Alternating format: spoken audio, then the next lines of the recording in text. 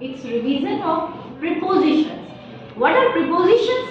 Prepositions are the words that tell us about the position of any noun or pronoun. ठीक है, preposition basically है क्या बेटा, जो वर्ड्स हमें नाउन और प्रोनाउन की पोजीशन बताते हैं. ठीक है, पोजीशन मतलब वो कहाँ खड़े हुए, जो पोजीशन बनाते हैं that are called prepositions. अब prepositions टू टाइप के होते हैं, prepositions of place and prepositions of time.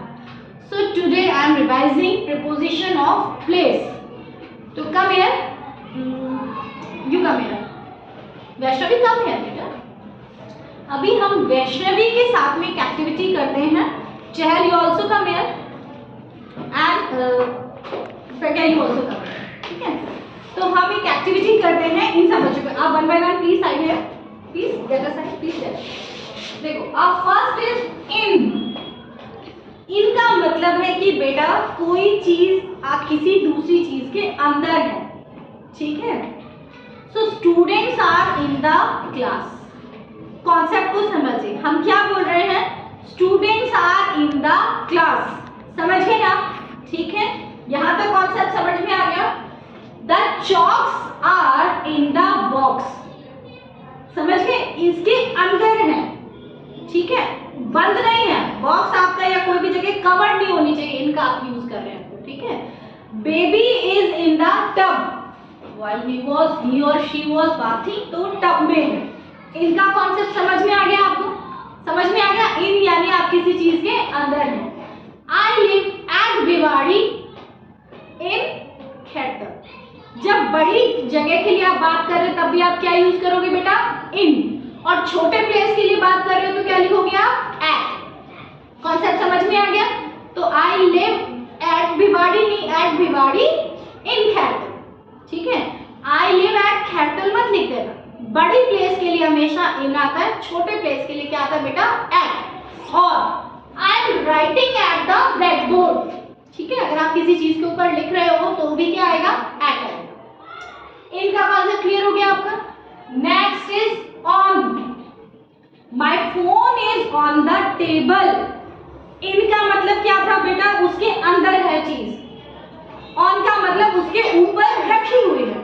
Understood? ठीक है, तो my phone, my pen, my box is on the table. Got it? समझ गए? आप देखिए, आप नियर देखो, आप कॉन्सेप्ट देखो, ये नियर है. आप इधर चले जाओ, चहल कम है. और आप टेबल बेटा in front of the table.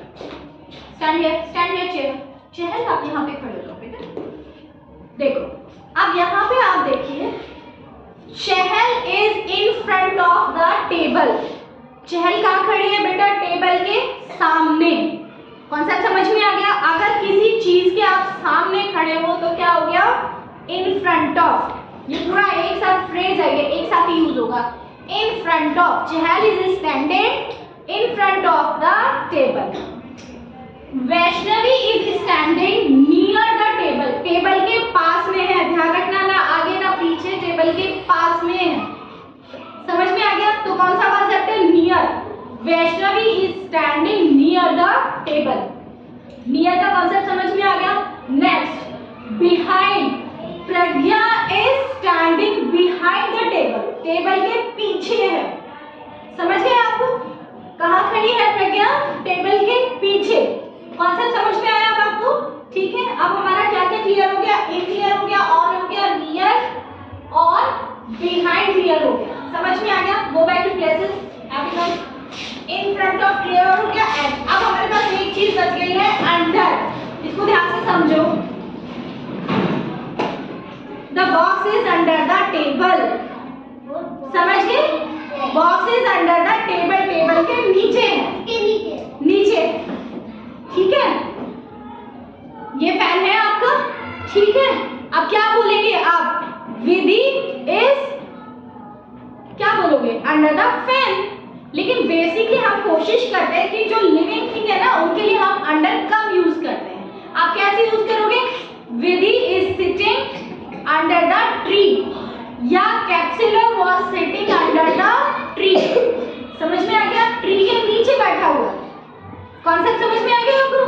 Got it,